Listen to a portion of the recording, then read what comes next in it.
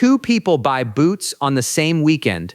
Tomas pays $280 for the pair everyone online calls buy it for life. The resolable ones, the ones with the 20-year reputation. Sara buys a $40 pair from a regular store, the kind people online specifically warn you against. 8 years later, Tomas is still wearing his original boots, resoled once. Sara has gone through 4 cheap pairs in that same stretch, replacing them roughly every 2 years. Here's the number that should stop you mid-scroll. Tomas spent $280 total. Sara spent $160. The smart, expensive purchase actually cost more, even though it lasted exactly as long as the advice promised it would. This isn't a video telling you buy it for life advice is wrong. Sometimes it's exactly right. It's a video about the specific math that determines which side you're on. Math almost nobody actually runs before paying the premium. Let me show you how to check it. My name is Alex, and today on Wealth Adjacent, we're taking apart the advice that's true just often enough to stop people from checking the math. Quick disclaimer, not financial advice, just numbers. Let's meet Tomas. Genuinely careful with money, did real research before buying, read reviews, watched videos, felt confident this was the smart move. He wasn't wrong to research, he just never ran one specific calculation that would have told him the actual answer before he paid. Here's the calculation buy it for life advice always skips.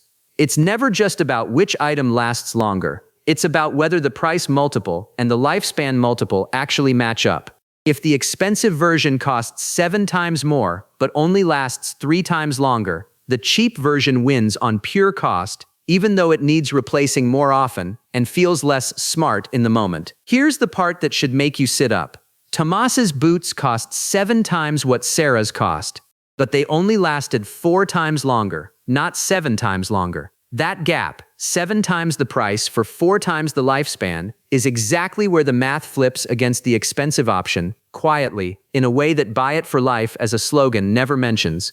The advice isn't wrong as a general direction. Quality often does last longer. The problem is treating it as a blanket rule instead of a specific ratio that has to actually be checked, item by item, price by price, because the multiplier that makes an expensive item worth it varies enormously depending on what you're actually buying. This shows up because buy it for life functions as an identity signal as much as a financial one. Choosing the premium option feels like being the responsible, informed shopper, which makes people less likely to run the actual division problem that would sometimes contradict that self-image. Nobody wants to do the math and discover the smart purchase wasn't actually the smart one. There's a specific reason this particular piece of advice spreads so easily too. It's genuinely true often enough to keep earning trust. Boots, cast iron pans, good luggage frequently do follow the pattern the slogan promises. That real success rate is exactly what makes the exceptions so easy to miss, since a piece of advice that's right most of the time rarely gets questioned the specific times it isn't. The category matters more than people assume too. Items with a genuinely wide gap between cheap and premium manufacturing quality, footwear, cookware, tools, tend to favor the expensive option more reliably. Items where the cheap version is already reasonably durable, certain electronics, certain clothing basics, favor it far less often, even when a premium version exists and gets marketed the exact same way. So here's the actual check, and it takes about 2 minutes before any premium purchase.